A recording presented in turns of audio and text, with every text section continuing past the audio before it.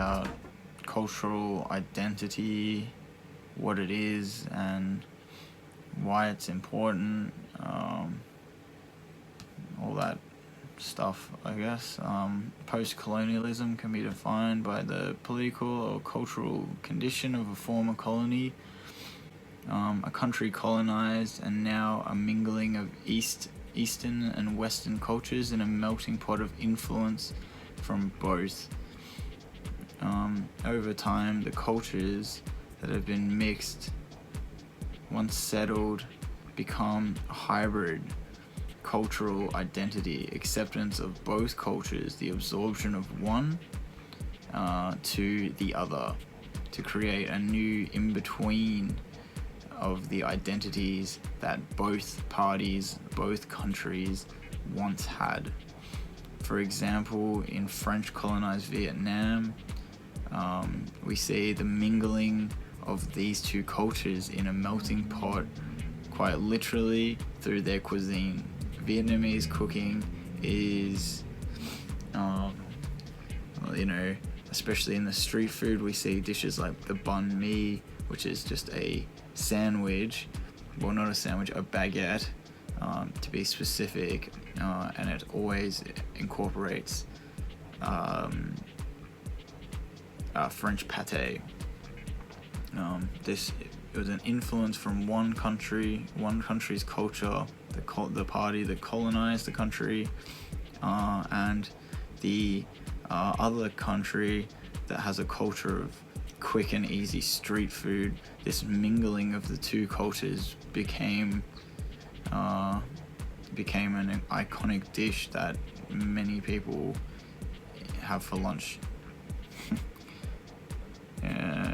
Objects can really ground someone with a sense of belonging, whether it be a sandwich that represents your country, whether it be something more important that gives you a sense of ownership to your own history and your culture.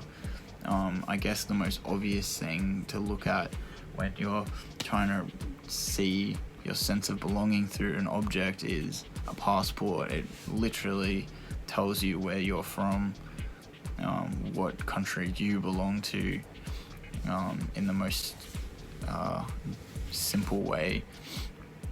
Other things that really identify you can be less of a conscious or obvious decision and more of a subconscious decision, something that's just been influenced from your cultural upbringing that defines you, and certain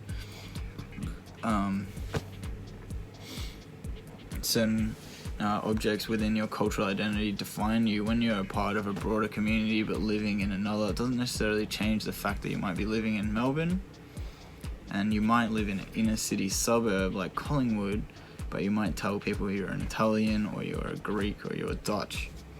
It doesn't matter. You're still this, you're also that. It doesn't really change anything, but it does define you because your history and your family, your ancestry are what really give you that sense of belonging to a community. Your location is where you are, but your ancestry and your culture is handed down through generations in your family. This is what gives you those idiosyncrasies and the sense of belonging to the social culture that you belong in, that you have been always educated by your own family that you live in. In the case of the Immigration Museum, it helps these communities identify and develop their communal identity.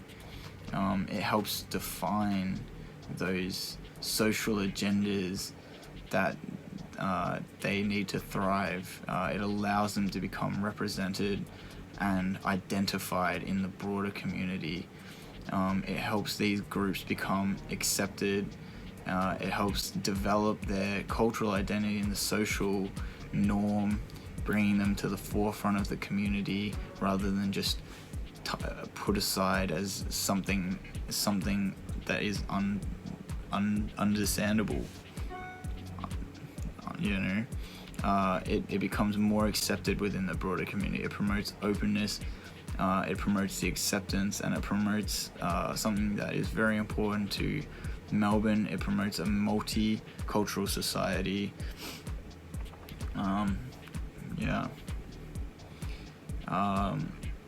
As for the actual concept of the museum, the institutional nature of something like a museum, I believe gives it weight.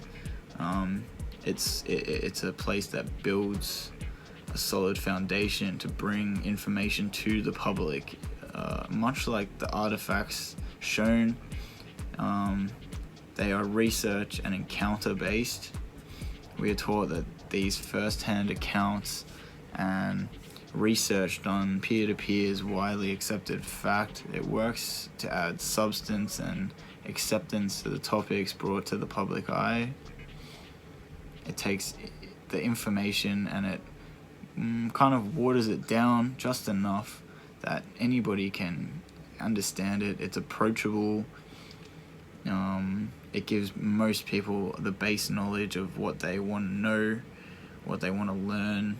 The museum works in the same way that the hybrid cultural identity works in some way, by bringing two cultures together. But this time it's the object and the research done, bringing that to the general public, but only to the people that choose to explore said topic. And on that note, I'm going to leave it there. Thanks for listening.